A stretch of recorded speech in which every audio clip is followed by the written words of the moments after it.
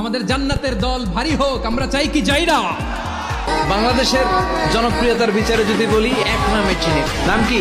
King Khan, Shakib Khan. Breaking news, এই প্রথমবার Islamic scholarship doctor Mizanur Rahman আজারের মুখে শোনা গেল বাংলাদেশের কিং খান মেগাস্টার শাকিব খানের নাম। বাংলাদেশের জনপ্রিয়তার বিচারে যদি বলি, এক নামে চিনি, নাম কি? কিং খান, শাকিব খান। মিজানুর রহমানের এই লেকচারটি এখন সামাজিক যোগাযোগ মাধ্যমে প্রচণ্ড ভাইরাল।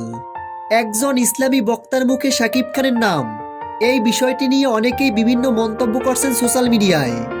এর আগেও অনেক ইসলামী বক্তারা শাকিব খানকে নিয়ে কথা বলেছেন, কিন্তু সেগুলো এতটা আলোচনায় আসেনি, কারণ তারা অতটা জনপ্রিয় ছিল না।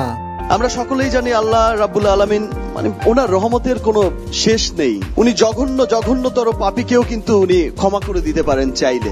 কিন্তু সম্প্রতি সময়ের দেশের এক নাম্বার আলোচিত বক্তা মিজানুর রহমান আজারি, তার এই বক্তব্যকে কেন্দ্র করে অনেকেই বিভিন্ন প্রশ্ন তুলছে, কিন্তু এর পিছনে আসল রহস্য কি, এটা এখনো অজানা সবার।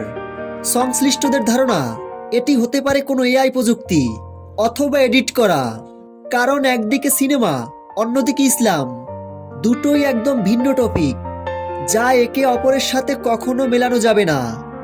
তবে আমার কাছে মনে হয়েছে এই ভিডিওটি এডিট করা অথবা কোনো এআই প্রযুক্তি। তো ভিউয়ার্স, এ বিষয়ে আপনাদের কি মতামত?